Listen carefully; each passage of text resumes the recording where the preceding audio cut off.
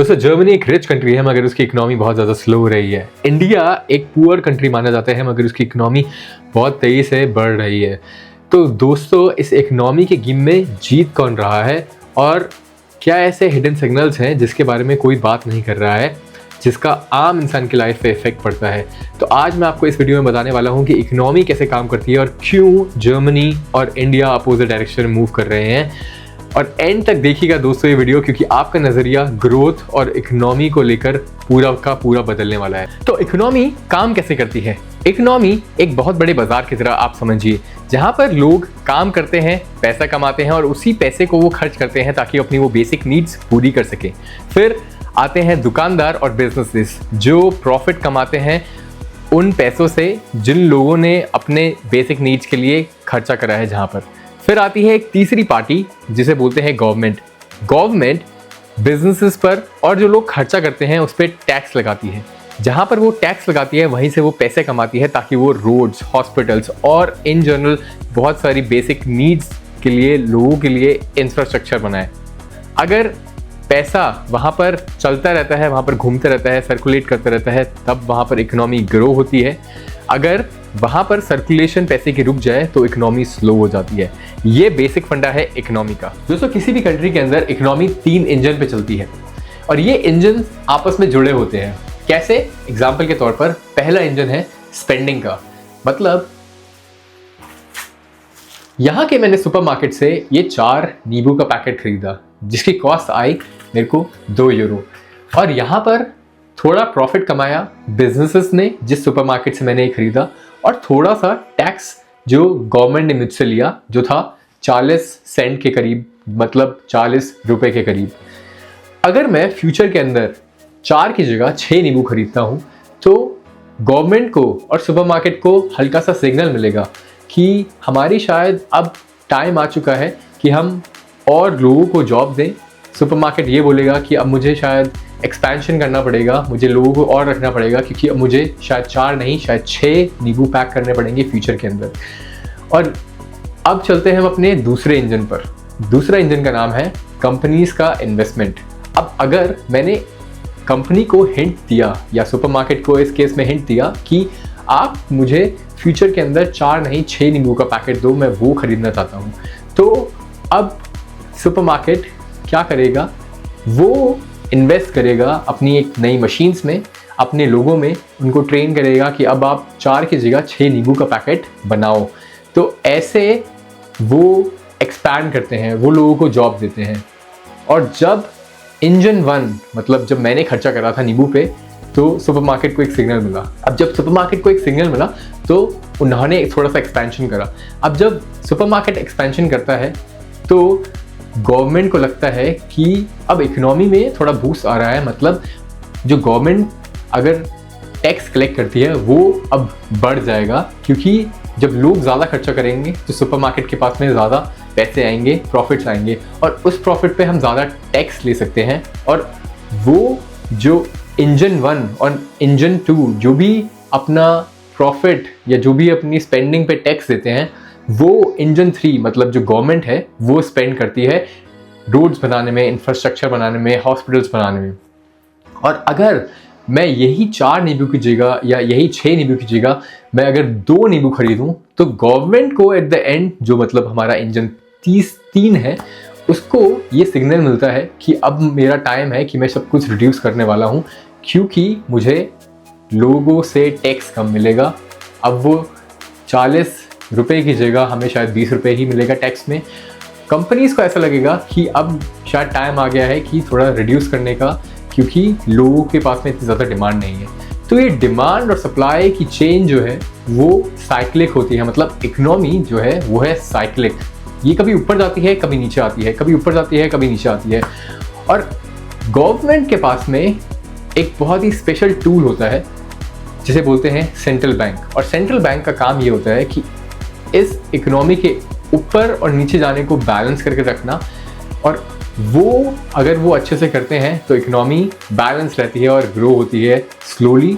अगर वो ऐसा नहीं अच्छे से कर पाते तो इकोनॉमी में डिस्ट्रप्शंस होते हैं और उसके बहुत सारे डिफरेंट इफ़ेक्ट्स होते हैं हम आम लोगों की लाइफ पर। तो आम लोगों के लिए दोस्तों क्या है वो सिग्नल्स जो बता सके कि इकोनॉमी की हालत कैसी है, क्या वो हेल्दी है, क्या वो बहुत ज़्यादा पुअर स्टेट में है, वो उस तरफ जा रही है। पहला है कि मार्केट में जॉब्स कैसी आ रही हैं, क्या मार्केट में रेगुलरली जॉब्स आ रही हैं, क्योंकि जॉब्स मतलब स्पेंडिंग, और स्पेंडिंग का मतलब है कि इकोनॉमी के अंदर ग्रोथ होना। दूसरा है कि इकोनॉमी में थोड़ी सी महंगाई नॉर्मल है, मगर अगर महंगाई थोड़ी सी ज़्यादा बढ़ जाती है तो मिडिल क्लास पर बहुत ज़्यादा इफेक्ट आता है। तीसरा है कि बिजनेसेस का कॉन्फिडेंस कितना है, क्या बिजनेसेस रेगुलरली इन्वेस्ट करते हैं, क्योंकि अगर बिजनेस एक्सपैंड करते हैं तो गवर्नमेंट के पास में ज़्यादा पैसे होते हैं खर्च करने के लिए। चौथा है पॉपुलेशन, जो कि है एक बहुत इंपॉर्टेंट फैक्टर इकोनॉमी को समझने के लिए। अगर किसी भी कंट्री के अंदर पॉपुलेशन एजिंग है तो बहुत ज़्यादा प्रेशर आता है। अगर किसी भी कंट्री के अंदर पॉपुलेशन यंग है तो वो एक अच्छा सिग्नल होता है। और यहीं पर हम शुरुआत करेंगे इंडिया के एग्जाम्पल की। क्या है इंडिया की इकोनॉमी की हालत अभी? इंडिया की economy one of the fastest growing economy है इन द वर्ल्ड। अब इसके बहुत सारे रीजंस हैं। पहला मगर रीजन ये है कि वहाँ की जो पॉपुलेशन है वो बहुत यंग है। अब यंग पॉपुलेशन होने का मतलब है कि वहाँ पर डिमांड इन जनरल बहुत ज़्यादा रहेगी, क्योंकि कंजम्पशन होगा नेचुरली। दूसरा है वहाँ पर लोग बीमार कम रहेंगे कंपेयर टू जो एजिंग पॉपुलेशन है वहाँ पर। तीसरा है कि यहाँ की जो पॉपुलेशन है वो यंग है तो वो जॉब करने के लायक है, वो ट्रेनिंग ईजिली कर सकते हैं क्योंकि वो यंग स्टेज में है, उनको इतनी ज़्यादा उस चीज़ों में दिक्कत नहीं आने वाली। दूसरा है डिजिटलाइजेशन। इंडिया और कंट्रीज़ के मुकाबले बहुत फास्ट डिजिटलाइज हो चुका है, जहाँ पर सिर्फ आपको एक फ़ोन के थ्रू आप कहीं भी पेमेंट कर सकते हैं, तो वहाँ पर जो ट्रांजैक्शंस हो रही हैं वो बहुत फास्ट हो रही है, तो गवर्नमेंट पैसा देख सकती है, डिजिटलाइज हो चुकी है इकोनॉमी। और तीसरी चीज़ है इंफ्रास्ट्रक्चर का बूम, मतलब गवर्नमेंट बना रही है ब्रिजेस, नए एयरपोर्ट्स बन रहे हैं, आपने भी शायद सुना होगा एक नोएडा में बन रहा है, और बहुत अलग अलग जगह पर अलग अलग तरीके से इन्वेस्टमेंट हो रहा है। बुलेट ट्रेन बन रही है इंडिया के अंदर, एक पायलट प्रोजेक्ट बन रहा है जहाँ पर जिन सिटीज़ के अंदर पहले मेट्रो नहीं थी अब वहाँ पर मेट्रो आ चुकी है। बट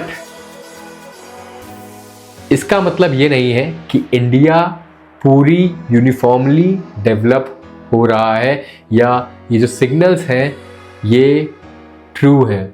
इंडिया के अंदर अभी भी बहुत सारे ऐसे सेक्टर्स हैं जो इनफॉर्मल है। अभी भी इंडिया के अंदर हर साल इतने सारे ग्रेजुएट्स हैं जिनको जॉब नहीं मिलती है। अभी भी इंडिया के अंदर बहुत सारी ऐसी जगह है जो अंडर डेवलप्ड है। तो ये जो डेवलपमेंट हो रही है जनरली उस जगह पर होती है जो ऑलरेडी डेवलप्ड है। तो गवर्नमेंट को अभी यूनिफिकेशन एक सिस्टम ऐसा बनाना पड़ेगा जहाँ पर पूरा all over India as a country देखे, नॉट जस्ट कि कुछ रीजन्स में डेवलपमेंट हो रही है। तो मेरे हिसाब से इंडिया एक उस जोशीले स्टूडेंट की तरह है जिसमें एनर्जी तो बहुत है क्योंकि यंग पॉपुलेशन है, बट एक डायरेक्शन नहीं है अच्छे से।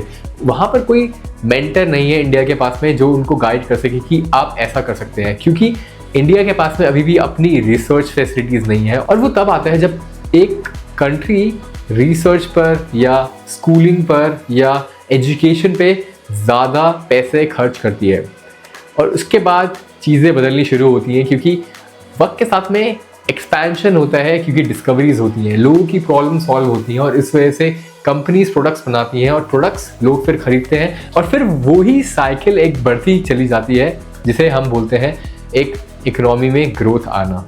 और यही हुआ है जर्मनी के साथ में, जो अब लेते हैं हम नेक्स्ट केस। जर्मनी जो कि एक रिच कंट्री है, बट हर साल यहाँ की इकोनॉमी भी धीरे धीरे श्रिंक हो रही है।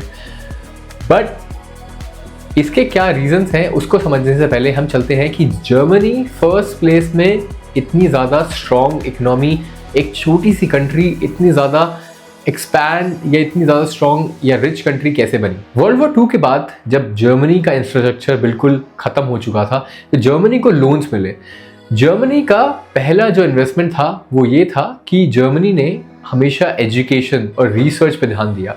अब इससे हुआ क्या कि लोगों की जो प्रॉब्लम्स थी वो जर्मन कंपनीज ने बेटर करी, जर्मन यूनिवर्सिटीज़ ने ऐसे ऐसे प्रोडक्ट्स को रिसर्च करा, ऐसे ऐसे मटेरियल्स को रिसर्च करा, जिस वजह से अब जर्मनी के प्रोडक्ट की डिमांड पूरे ग्लोब के अंदर बहुत ज़्यादा है।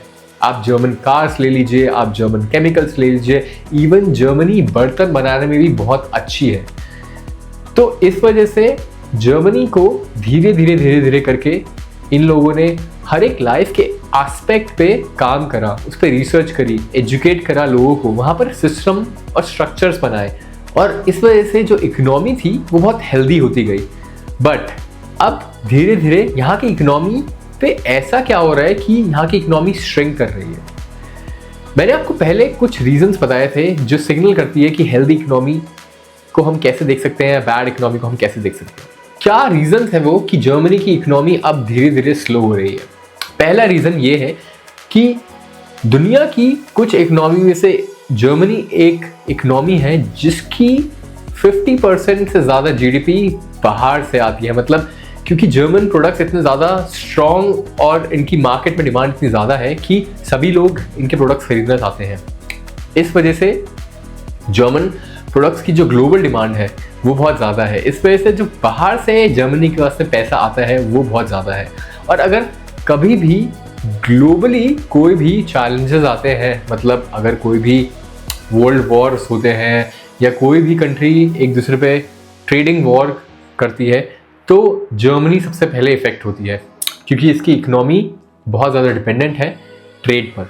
तो यहाँ का जो दूसरा रीज़न है वो यहाँ की इकोनॉमी स्लो होने का वो ये है कि यहाँ की जो पॉपुलेशन है वो एजिंग पॉपुलेशन है। मतलब यहाँ पर जो वर्कर्स हैं वो कम है, जो पेंशनर्स हैं वो बहुत ज़्यादा है। तो इस वजह से जो मिसमैच है वो बहुत ज़्यादा बढ़ चुका है इस कंट्री के अंदर। तीसरा है, यहाँ की इकोनॉमी इतनी ज़्यादा डिजिटलाइज नहीं है। यहाँ पर आप इतनी जल्दी या इजीली इंडिया की तरह डिजिटल नहीं देखते चीज़ों को। जो एक और इम्पॉर्टेंट फैक्टर है जर्मनी की इकोनॉमी को श्रिंक करने का वो ये है कि जो प्रोडक्शन है और कंट्रीज़ में वो सस्ता हो रहा है, लाइक चाइना, इंडिया। तो यहाँ पर जो कंपनीज़ हैं वो यहाँ पर जर्मनी के अंदर अपने प्लांट्स में अब इन्वेस्टमेंट नहीं कर रही क्योंकि उनको अब भरोसा नहीं है उस चीज़ पर कि हमारे जो प्रोडक्ट्स हैं वो सस्ते बनेंगे। कंपेयर टू वो शायद इंडिया या चाइना जाती हैं और वहाँ पर अपने प्रोडक्ट्स सस्ते में बनाती हैं, और इस वजह से यहाँ की इकोनॉमी फिर से श्रिंक हो रही है। मेरे हिसाब से जर्मनी एक एक्सपीरियंस मेंटर की तरह है जिसके पास में एक स्ट्रक्चर और सिस्टम तो है, बट उसको संभालने के लिए इतने ज़्यादा लोग नहीं हैं। उनको संभालने के लिए अब जो यंग पॉपुलेशन होती है वो नहीं है, क्योंकि जर्मनी की इकोनॉमी डिपेंड करती है एक्सपोर्ट पर।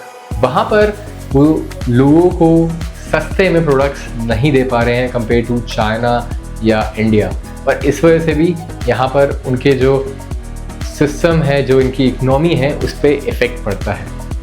मेरे हिसाब से जर्मनी एक एक्सपीरियंस मेंटर की तरह है जिसके पास में सिस्टम और स्ट्रक्चर तो है बट उसको मैनेज करने के लिए लोग नहीं हैं। तो हम क्या सीख सकते हैं इन दोनों कंट्रीज़ जो अपोजिट डायरेक्शन में मूव कर रही हैं उनसे?